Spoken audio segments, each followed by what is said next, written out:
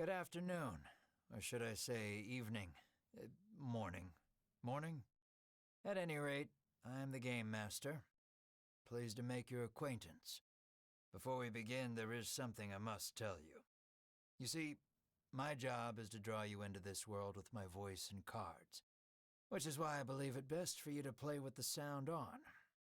In fact, I insist on it. However, as you can see, my voice is subtitled, so you can always read along as well.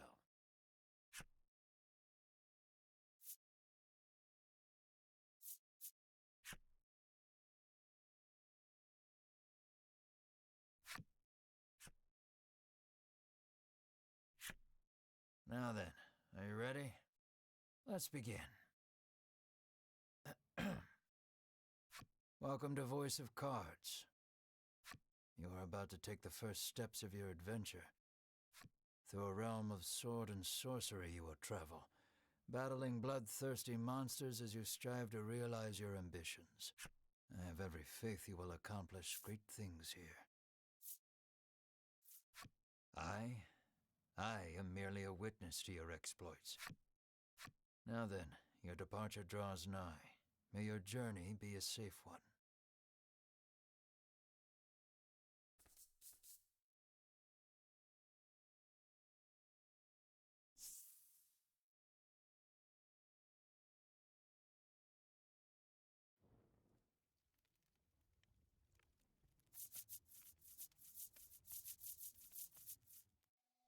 We begin in a cave. The surrounding rocks are slimy with damp. It feels as if some foul creature could leap out from the shadows at any moment. Yet in this horrible place gathers a fellowship of 3 adventurers. One is a young woman. You can tell just by looking at her, she enjoyed a good upbringing. Another is a stoic warrior. He stands at the ready, scanning his surroundings for any sign of threat. Last but not least is the old man. He has a sagely air and gazes into the darkness stretching out before him.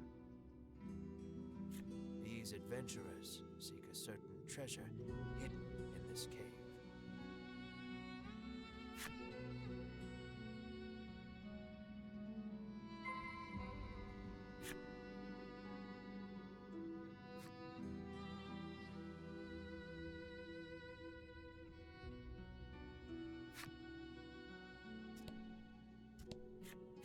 An iron door towers before you. It has rather conspicuous handles.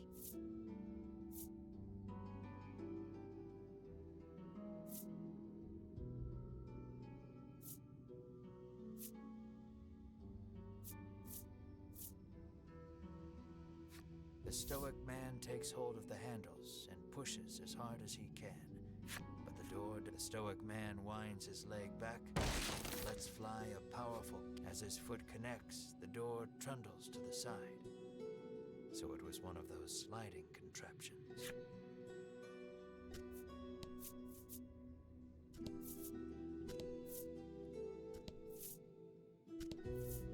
Something leaps out at the fellowship from the darkness.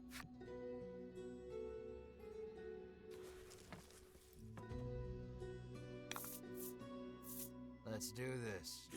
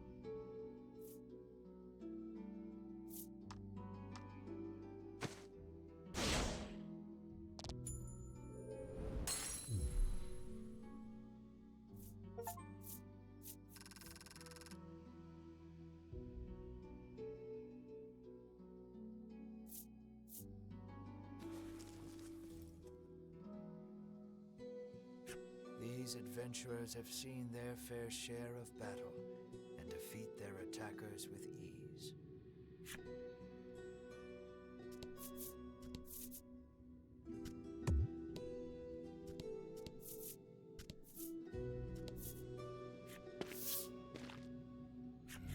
You shall not have it, a voice growled. Before the wary trio appear creatures the likes of which they've never seen.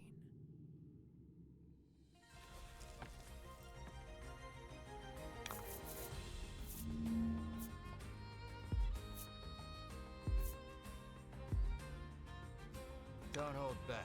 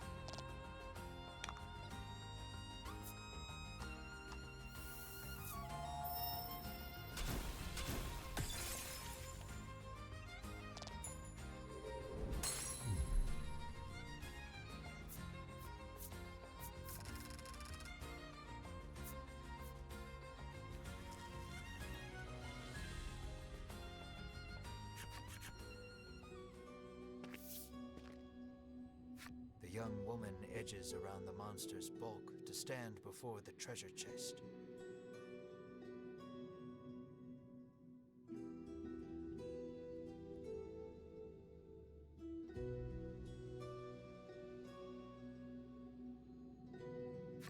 There is treasure inside, no doubt about it, but it's locked tight.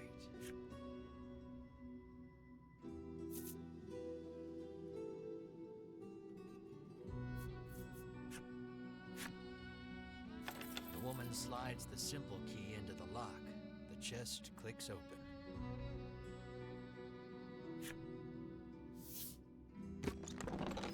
Inside is what appears for all the world to be an ordinary medicine bottle.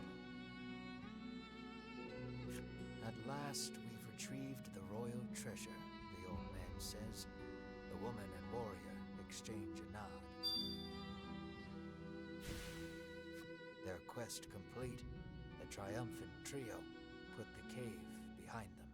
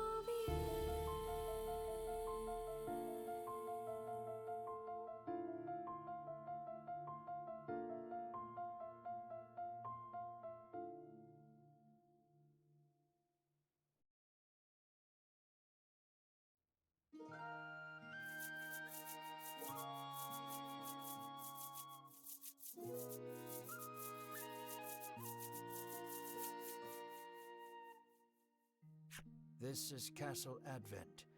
Queen Nilla reigns over the kingdom from within its walls.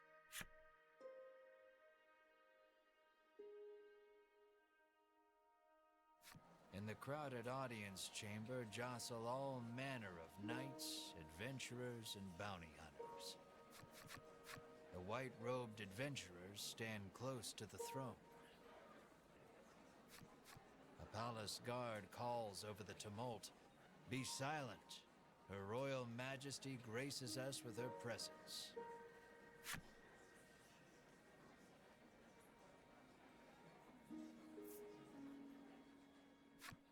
The cacophony ceases the moment Queen Nilla enters the chamber.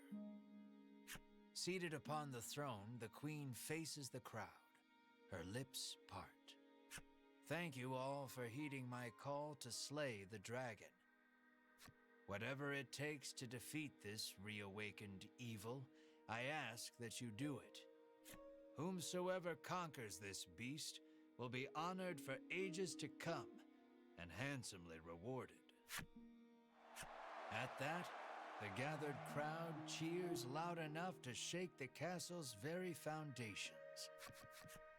"Leave the dragon to us, Your Majesty," say the white-robed adventurers, as if the beast's demise at their hands is assured. "Indeed, you did well to reclaim the royal treasure," the Queen replies. "I thank you, for my stomach becomes most upset without it. So the treasure is a staple of the royal medicine cabinet. It puts my mind at ease to know the Ivory Order offers its aid in slaying the dragon. The trio are disciples of the Ivory Order, a charitable organization beloved the realm over. Indeed, anyone would think this illustrious trio the heroes of our tale. But they'd be wrong.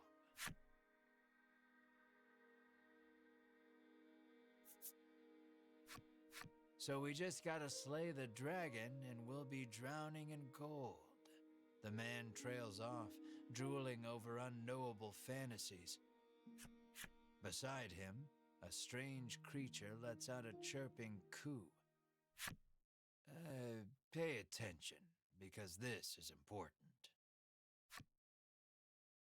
There he is, or there you are, I should say, the hero of our tale. A humble bounty hunter. You love little in this realm more than coin. A seemingly tedious fellow who doesn't hesitate to claim the title of hero for yourself. When you heard about the quest to slay the dragon, it was the promise of reward that lured you to the castle. Now then, if you wish to officially register for the hunt, see me so I can get your signature. You wonder why you need to sign anything, but head for the guard anyway.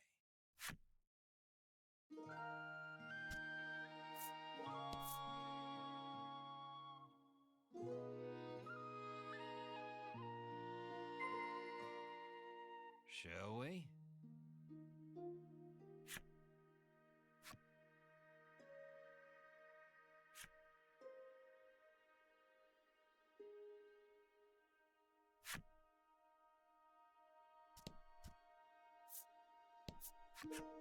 We of the Ivory Order will be the ones to restore peace to the land, brags a white-robed man. My colleague made me come along, but he didn't mention we were going on a quest to slay the dragon, she says, trembling.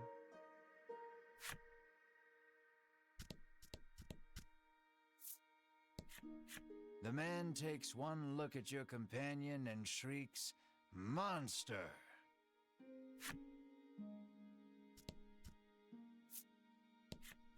You think the dragon's really as tough as they say? Asks the man, his knees knocking together. That reward for slaying the dragon is as good as mine, barks the man.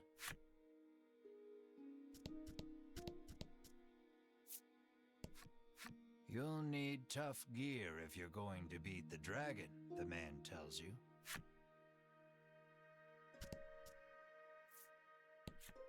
Keep your ears perked. You never know what you might hear that'll lead you in the right direction, the man says. You think.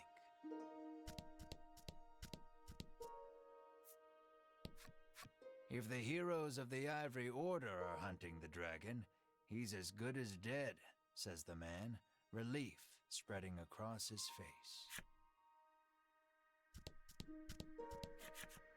The Ivory Order trio stands before you.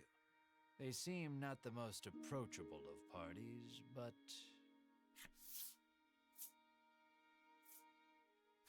You inquire about their identities. We are disciples of the Ivory Order. It is our duty to aid the realm and its people however we can.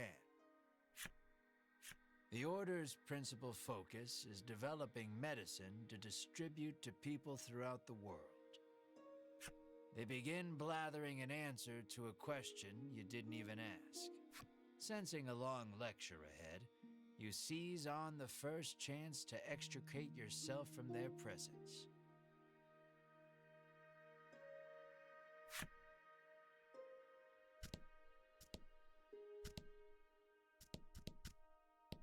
You try to speak to Queen Nilla. Figures a nobody bounty hunter can't just walk up to a queen and start chatting like they're best friends. Sign here, says the guard, handing you a pen and paper.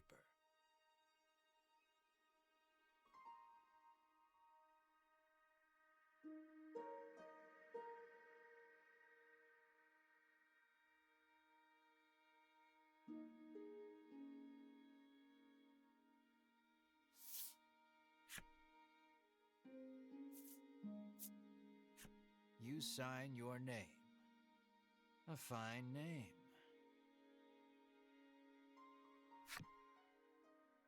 After you've signed, the guard motions to the strange creature beside you. The monster, too. You sign your companion's name as well. Mar.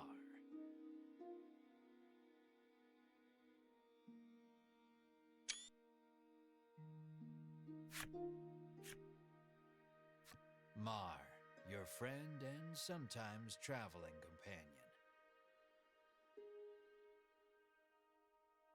Though he can't speak the human tongue, he seems to understand it well enough. Thank you. Now we'll know what to have engraved on your tombstones. Can't ask the dead what name to mark their grave with, after all, the guard chortles. You want the reward as badly as you don't want to die.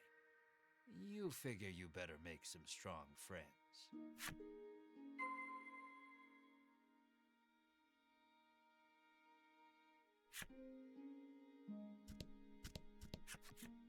Offer to join forces with the Ivory Order trio?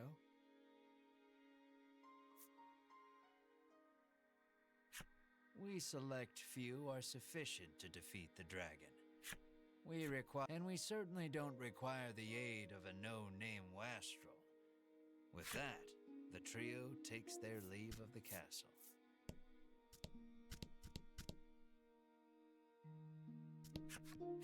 Let us depart. You catch a glimpse, and then the two disappear out of the audience chamber. You ask him. You weren't planning on sharing either, so you don't try to change his mind.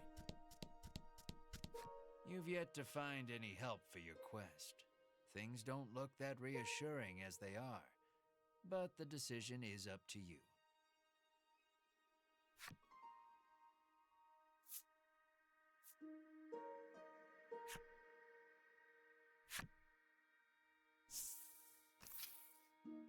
In the end, you set out, just the two of you, to hunt the dragon.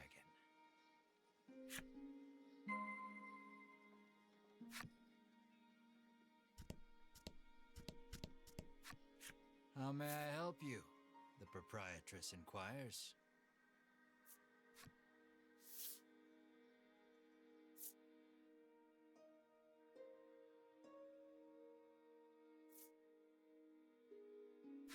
Will that be all? The proprietress asks.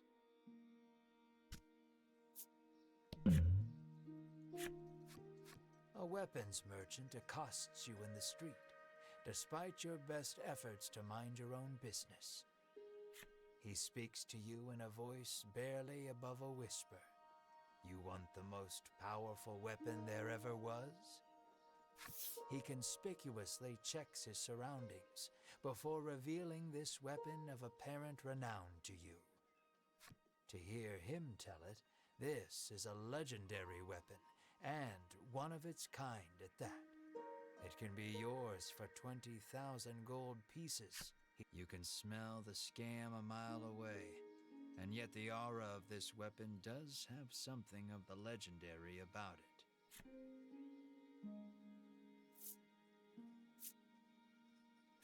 You open your coin purse only to find you don't have 20,000 gold pieces. No money, no sale. He tucks the weapon away once more. The old man kindly warned you of the dangerous monsters outside of town. The door is shut tight. You spy a keyhole on it, suggesting the existence of a corresponding key.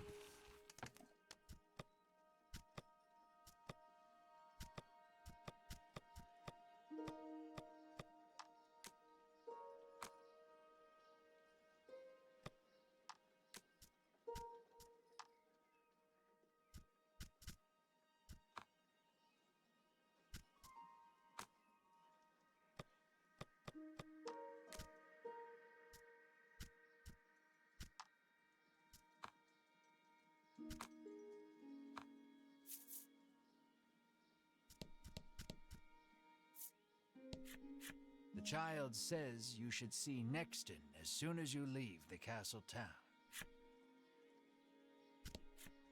You peek inside the carriage shop only to hear the owner call out that they're closed.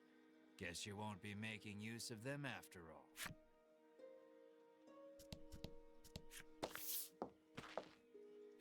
Before you stands a sign calling for people to join the hunt for the dragon.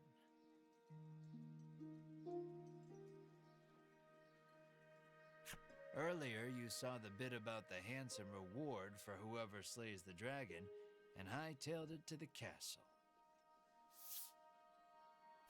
A woman stares at the sign, transfixed. Her face curls into a scowl as she notices you. "Monster!" the woman cries, and flings magic at Mar. Startled by the spell, Mar grows dizzy.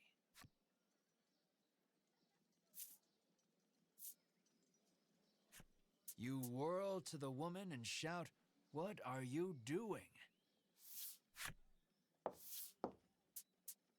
"This ain't a monster," you growl, as the woman snarls over you, "I hate monsters." The two of you bicker for quite a while.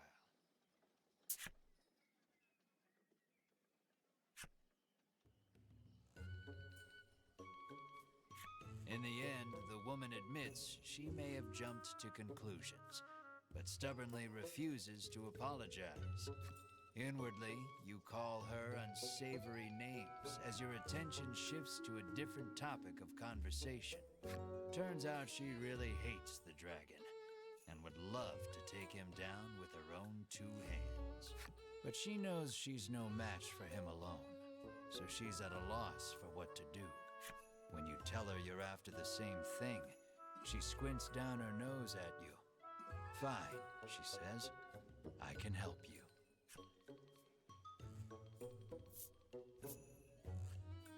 She's a little annoying, but you are looking for quest companions. "I only want to see the dragon dead. I don't care about anything else," she mutters. You overhear her remarks and grin without thinking. Then you don't care about getting a share of the reward. That suits you perfectly. You happily join forces with the black-clad woman. She introduces herself as Melanie. She tells you she is a witch, but says nothing of why she hates monsters or what grudge she bears against the dragon.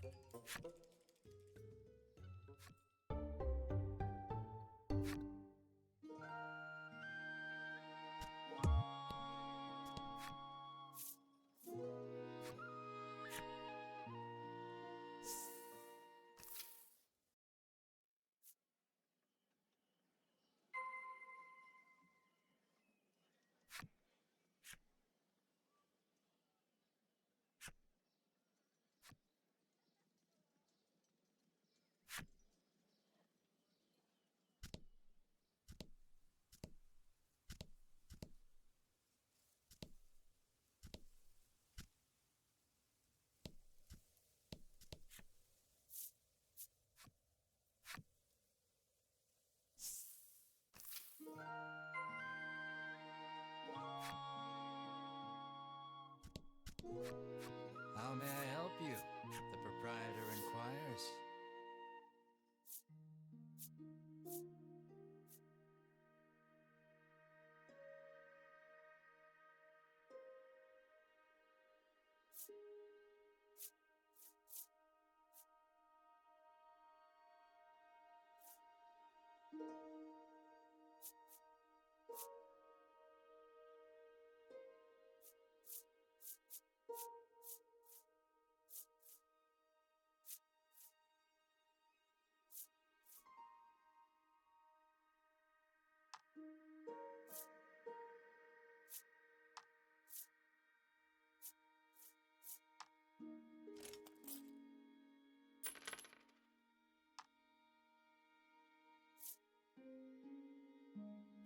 Will that be all? The proprietor asks. The woman tells you she's so terrified of what might happen if the dragon attacks the town, she hasn't been able to eat.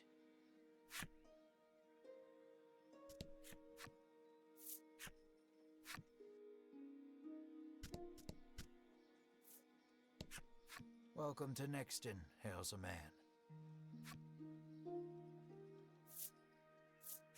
The man doesn't respond to any question except to parrot back his original greeting. The man helpfully advises you take the opportunity to purchase equipment and curatives while you are in town.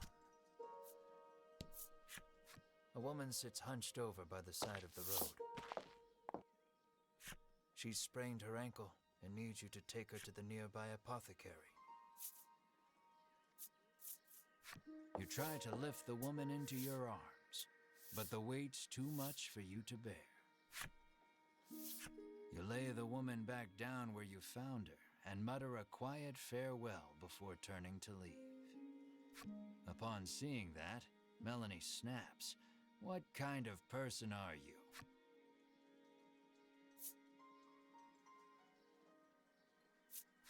Ain't like it's my fault she's hurt, you whine like a child.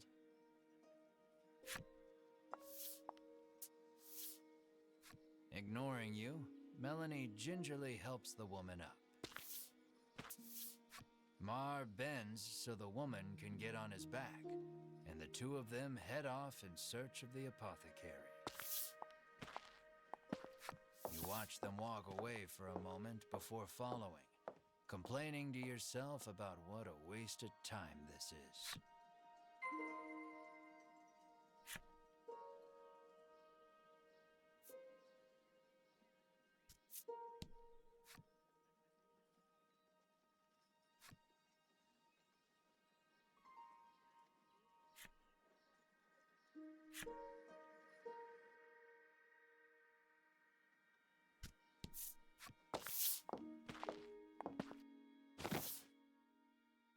You arrive at the apothecary.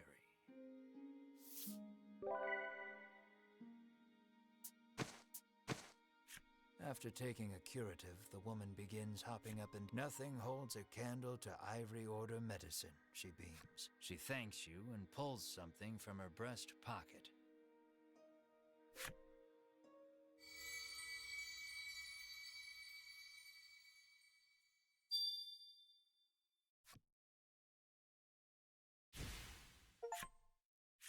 You've helped someone, albeit not quite out of the goodness of your own heart. It might be a good idea to do that again, should you come across anyone else in need of assistance.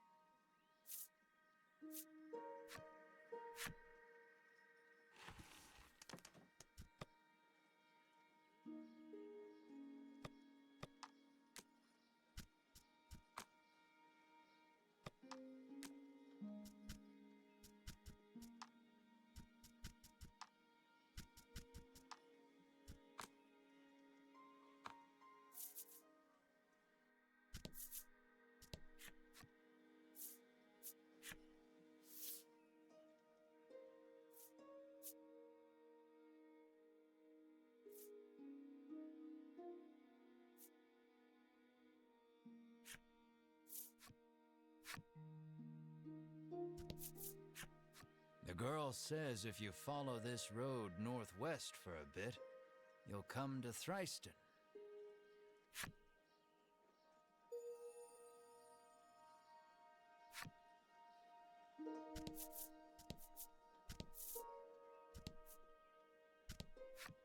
On your way to defeat the dragon, are you? The innkeeper inquires as you set foot inside. The innkeeper gives you a room free of charge in a show of support for any and all who wish to defeat the dragon.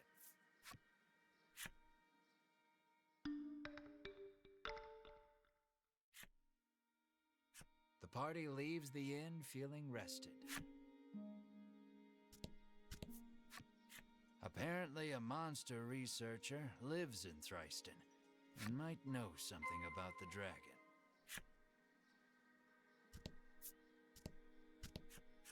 It seems the majority of the world's medicine is made by the Ivory Order. Many people depend on it. That's probably part of the reason the Order has so many ardent supporters. It seems you've learned all you can here. Time to move on.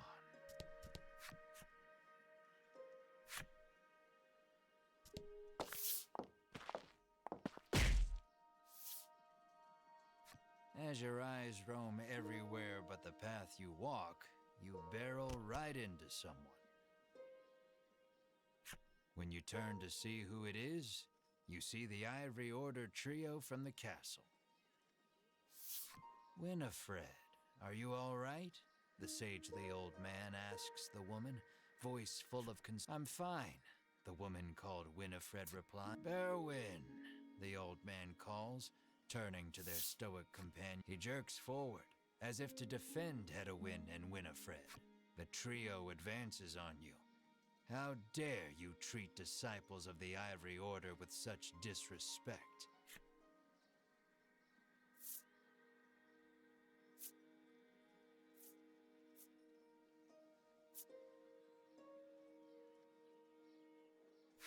They're the ones who ran into you.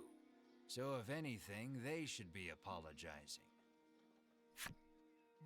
We were standing still, says Hedwyn, his calm tone belying the anger on his face. Muttering a half-hearted apology, you try to keep walking.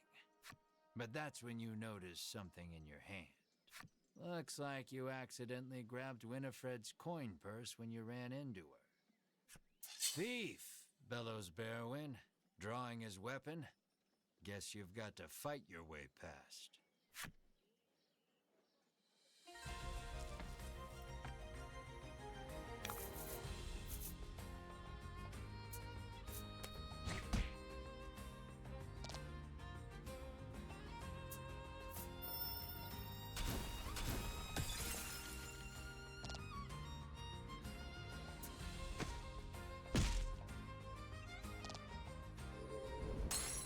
Don't worry, the coffin cart is down, but they're still alive.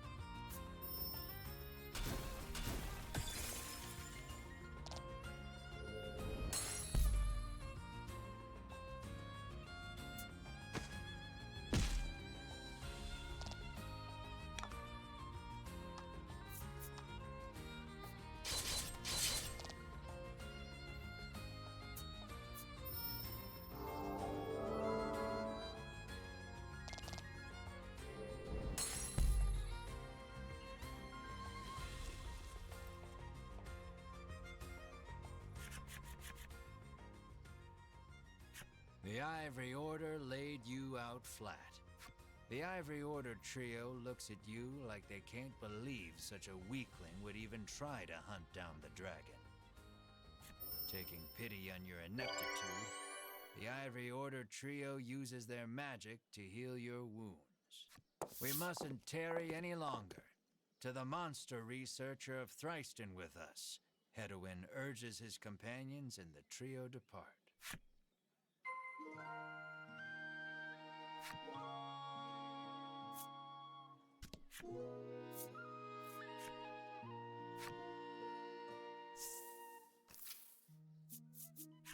Aimless wandering can be fun, but if you want purpose and direction, I'd suggest sticking to the path.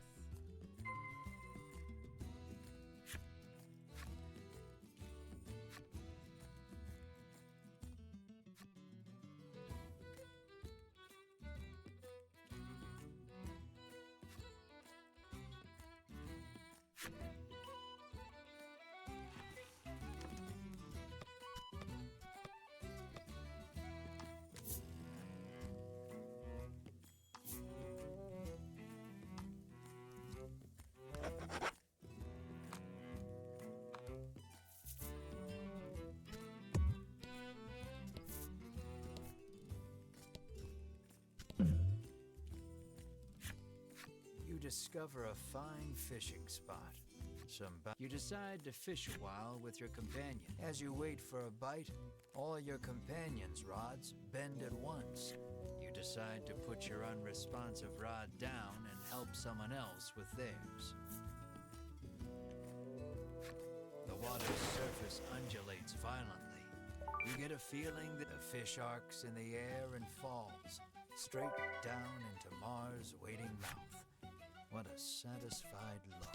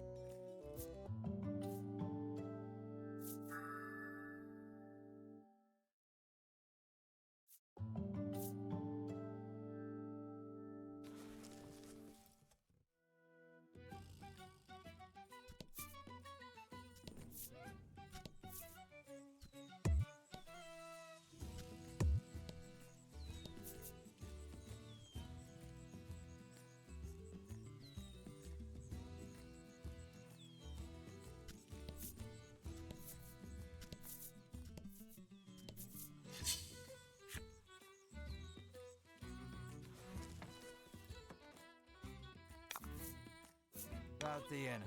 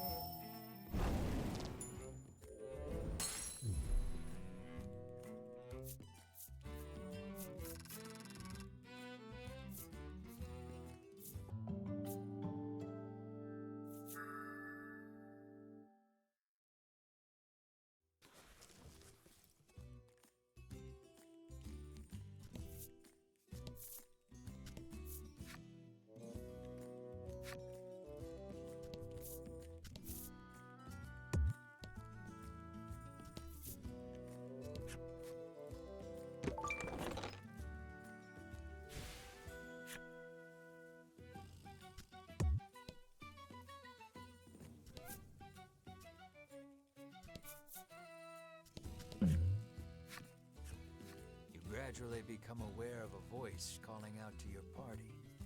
Looking around, you spy an old man, a traveler like you, perhaps. You yank the old man free.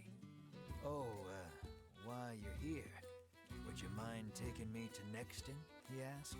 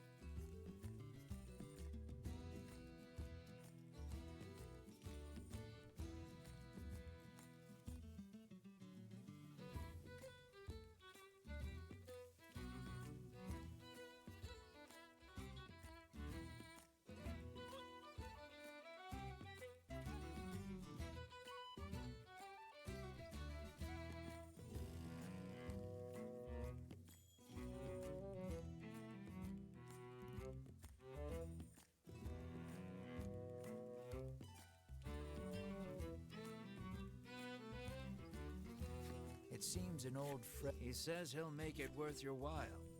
Will you show him the way to Nexton? You ask the old man about himself. It turns out he belongs to a wealthy family. Visions of you offer him safe passage to Nexton.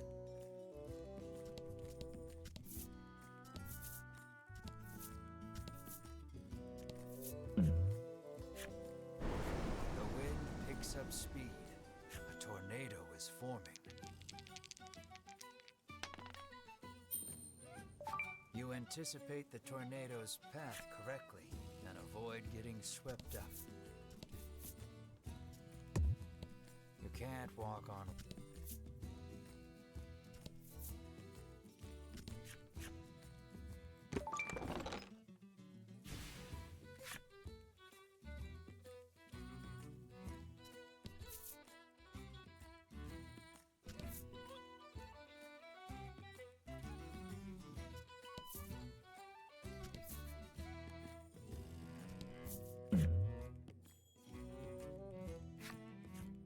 You journey onward, only to see a suspicious-looking elder appear before you. He proclaims himself a man of medicine who has discovered a revolution. There's no harm in trying it, he boldly claims.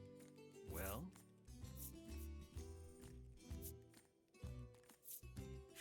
Mar leaps out and takes up the bottle. Mar's eyes seem a bit brighter. And I've created a skin serum, the Doctor of Sorts happily chirps, handing you something as compensation for your troubles.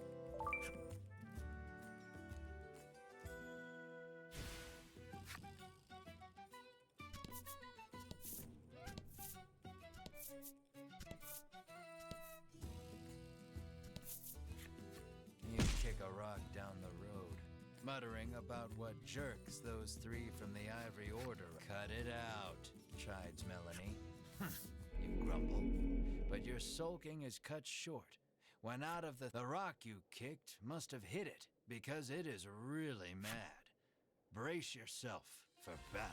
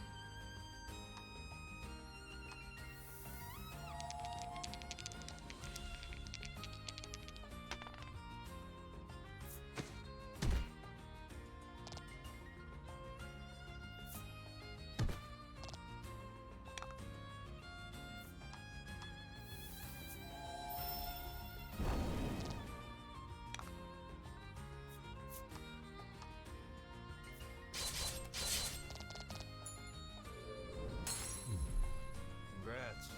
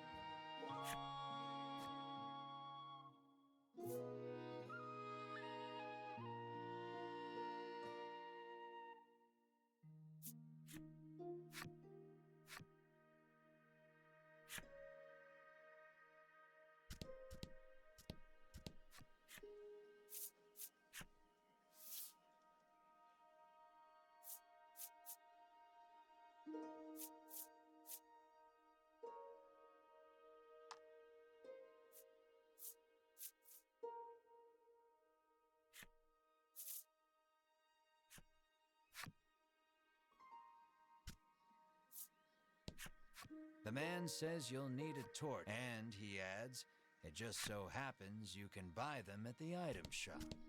You get the feeling he probably works for said Apparently, the Ivory Order is searching for where they're stashing the stolen goods.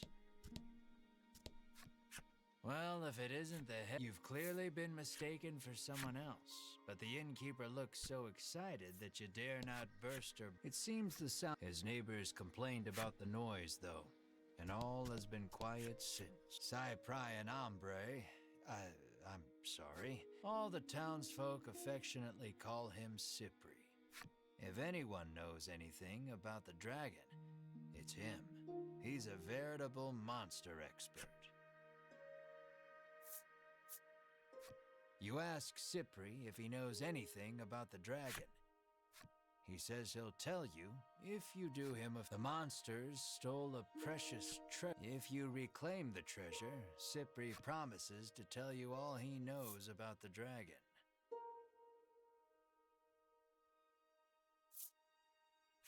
It seems the treasure-thieving monster makes its hideout in the western cave. That's where you'll want to head.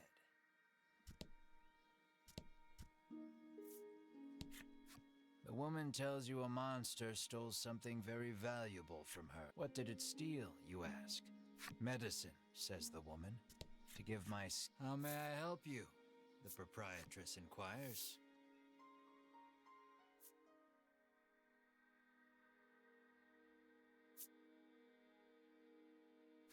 Will that be all? The proprietress asks.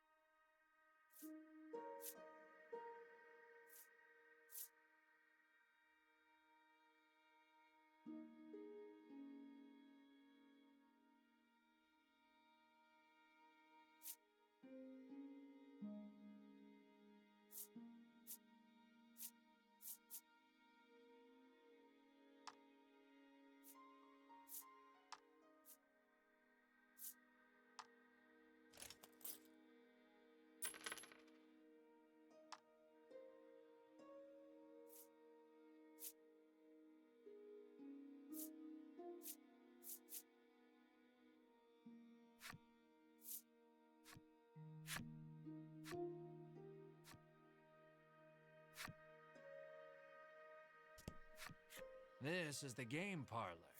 Come play cards, the boy at reception calls.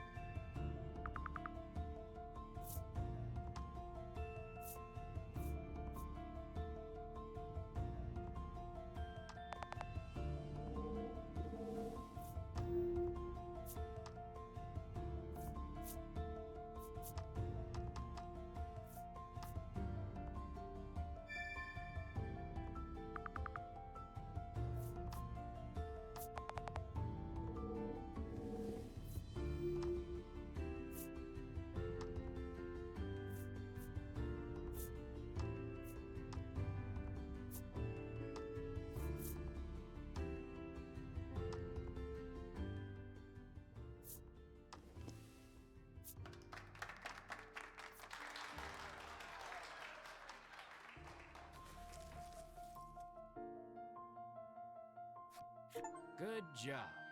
The boy praises you, proffering a gift in commemoration of your first win.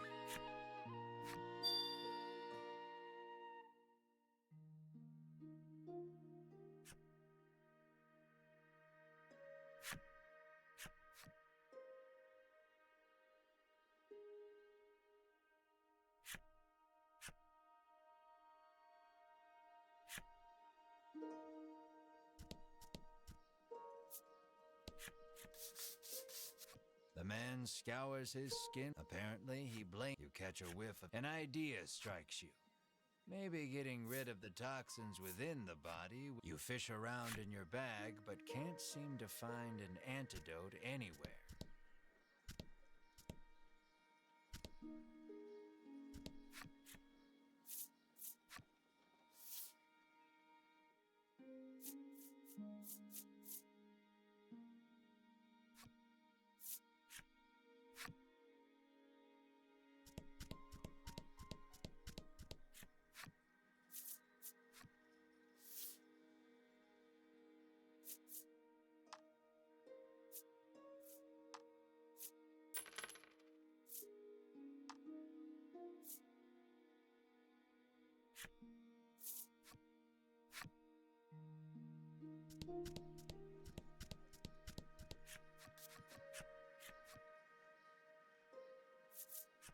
You hand him an antidote and he chugs it down.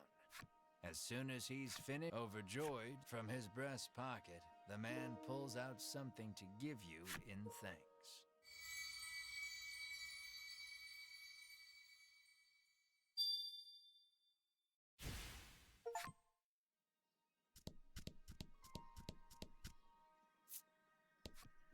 The woman, who fashions herself a missionary of love, haughtily cries she's too beautiful and popular for her own good.